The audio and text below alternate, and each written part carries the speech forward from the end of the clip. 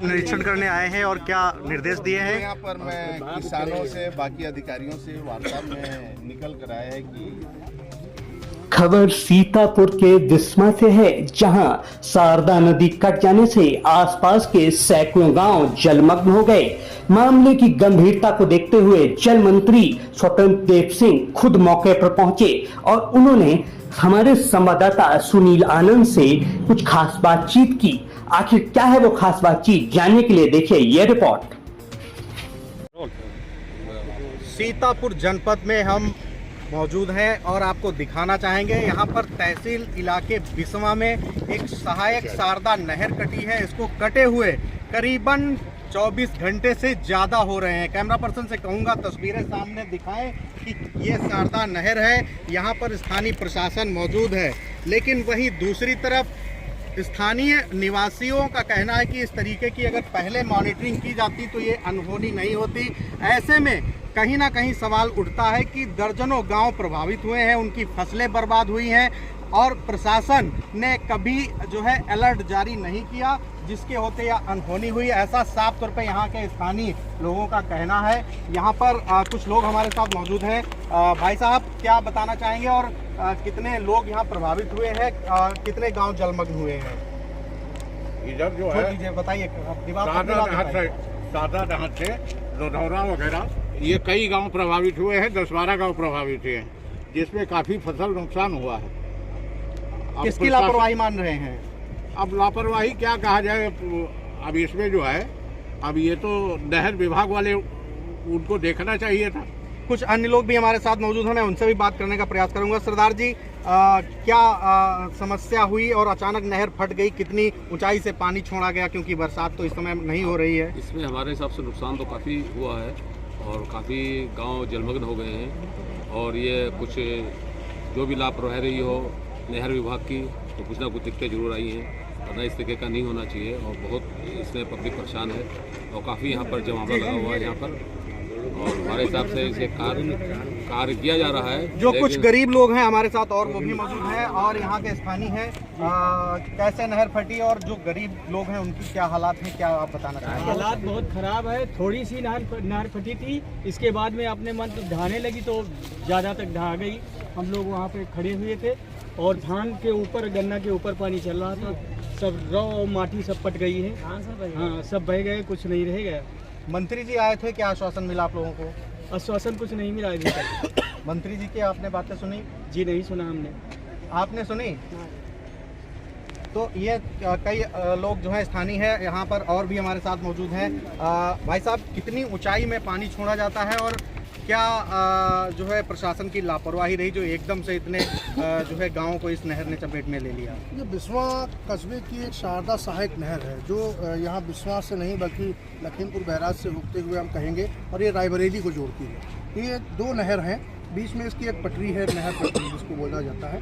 एक नहर में 9000 क्यूसेक पानी और दूसरी नहर में भी 9000, यानी दोनों नहरों को मिला करके 18000 क्यूसेक पानी था। उसके बाद जब ये नहर का कटान करीब 24 घंटे पहले हुआ, 24 घंटे का अधिक समय हो गया है, जब ये कटान हुआ उसमें जो पानी का जलस्तर है आनन फानन में नहर विभाग के अधिकारियों कर्मचारियों द्वारा अवगत कराया गया। तुरंत लखीमपुर में जो फ़ोन किया गया, उसके बाद वहाँ पर बैराज को बंद करा दिया गया। जो एक नहर है जो कटी हुई थी उसको बंद कराने का काम किया गया, तो 6000 क्यूसेक पानी यहाँ पर कम पड़ गया था, यानी 3000 क्यूसेक पानी बचा था। उसके बाद स्थानीय प्रशासन, उपजिलाधिकारी मनीष कुमार, विधायक निर्मल वर्मा, समाजवादी पार्टी के नेता अफजल कौसर अंसारी तत्काल मौके पर पहुंचे और आनन फानन में व्यवस्थाएं हुई। जो स्थानीय नहर के अधिकारियों कर्मचारी नहर विभाग के थे, जो यहाँ के तहसील अधिकारी थे और जिले के आला अधिकारी एडीएम साहब भी मौके पर आ गए थे, आनन फानन में आए। उसके बाद मौजूदा समय में क्या स्थिति है? मौजूदा समय में स्थिति यह है कि लगातार यहाँ पर एक कटान को जो आप देख रहे हैं, ये कटान है और कटान में धीरे धीरे जेसीबी और ट्रैक्टर ट्राली के माध्यम से मिट्टी के पटान का काम धीरे धीरे शुरू कर दिया गया है। पानी का जलस्तर बह रहा है, वो अभी बंद हुआ है? पानी का जलस्तर फिलहाल अभी तक धीमा हो चुका है। ये एक अपने आप में बड़ी बात है। और देखिए, कैमरा पर्सन से कहूँगा तस्वीरें दिखाएं, मैं यहाँ पर ग्राउंड लेवल पर मौजूद हूँ। देखिए, अभी भी बचाव राहत के लिए टीमें लगी हैं। अभी भी जल जो बह रहा है इसका अभी रुकाव, यानी कि पूर्णतः पूरी तरीके से रोका। एक छोटी जानवर कोई स्याही होता है जिसके कारण वो एकाएक छेद किया, क्योंकि गांव के किसान कुछ 9 बजे निकले तो कुछ नहीं था। लेकिन 10 बजे के बाद छोटा सा छेद बना, उसी से पानी रिसने लगा। एकाएक पानी आक्रमण करके मेरी मेन नहर है जिसमें 18,000 क्यूसेक पानी हमारा चलता है, क्योंकि ये पानी हमें काशी तक ले जाना पड़ता है, इसलिए इस नहर को हम बंद नहीं कर सकते, न क्लोज कर सकते। तो एकाएक नहर भी हम बंद करके पानी को रोकने का प्रयास किया, जिसके कारण हमारे दोनों किनारा डैमेज हुए, जिसके कारण आप देखेंगे उधर की मिट्टी, और इसको झटके में और रोकते तो दोनों तरफ मेरा बैठ जाता, यानी दोनों वह भी नहर ये भी नहर हमारी बैठ जाती, क्योंकि एक झटके में रोका जाता।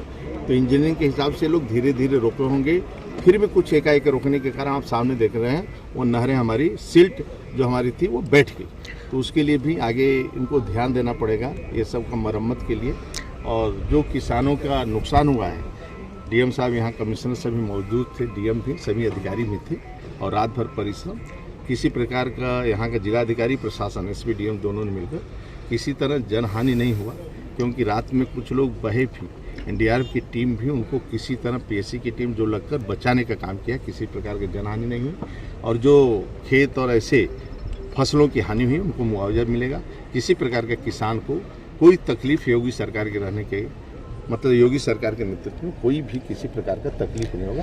प्रशासन और विभाग के भी अधिकारी खर्च लगे, रात दिन लगकर इसको 1-2 दिन में पूर्ण कंप्लीट हो जाएगा, आवागमन सुनिश्चित। भविष्य में सर इस तरीके की घटना ना हो, क्या निर्देश दिए गए आपकी अब तरफ इसके लिए लोग और सतर्क रहें, विभाग में सतर्क रहें, थोड़ा सड़कों पर मॉनिटरिंग करते रहें, और वो जानवरों का थोड़ा छेद कैसे वो जानवर पकड़ में आते हैं थोड़ा उस पर एक बार नज़र डाले रहें। हमारे जो सींचपाल हैं, जेई हैं, थोड़ा और इनको 24 घंटा थोड़ा अपने नहरों पर जो है, और इसको भी और एक विषय है कि जहाँ पर थोड़ा उठान रहता है, जहाँ खुदाई नहीं होती है, वहाँ पर ही डर रहता है। ऐसे स्थानों को इंजीनियरिंग के हिसाब से क्या कर सकते हैं, अधिकारी की एक टीम बनाऊंगा, थोड़ा रिसर्च करके ऐसे जो मेन मेरा नहर है, कैनाल है, उस पर और क्या क्या बिंदु पर हम चर्चा कर सकते हैं, और क्या उसको सुरक्षित रखने में मदद कर सकते हैं कि किसी प्रकार की इस प्रकार की घटना ना हो, इसका हम लोग चिंता करें। गाँव में सर जलभराव है, कितने दिन में कंट्रोल कर लिया जाएगा सर? उतरना शुरू हो गया, अब तो जल गाँव को उतर रहा है, किसी प्रकार की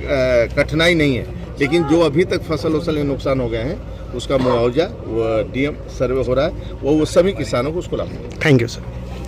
सीतापुर में बिस्वा में शारदा नहर जो कटी है, आप देख सकते हैं किस तरीके से नहर को बांधने के लिए ये पुख्ता इंतजाम किए गए हैं। यहाँ पर सैकड़ों नहीं हजारों मजदूरों को लगाया गया है, सैकड़ों ट्रैक्टरों को लगाया गया है। आप देख सकते हैं कुछ ट्रैक्टर चालक हमारे साथ मौजूद हैं, मैं उनसे बात करने का प्रयास करता हूँ। आखिर कितना पैसा मिल रहा है आपको, जो डीजल मिल रहा है ये प्रशासन दे रहा है, पैसा मिला है या नहीं मिला है, कब से लगे हैं आप लोग, कौन से लगे हैं, कितने पैसे काम कर रहे हैं? मजदूरी कर रहे हैं।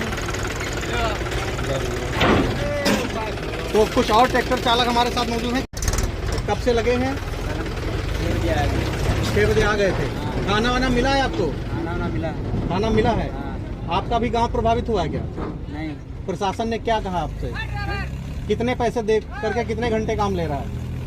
पूरी रात चला, पूरा दिन। तो आप देख सकते हैं कि पूरा रात पूरे दिन ट्रैक्टर चलाए जा रहे हैं, लेकिन अभी भी फिर भी काम जो है वो हमारे छोटे छोटे बच्चे हैं, सब बह गए, हमारे घर के सारे बर्तन भी गए, कुछ खाने को भी नहीं रह गया हम लोगों के यहाँ पर।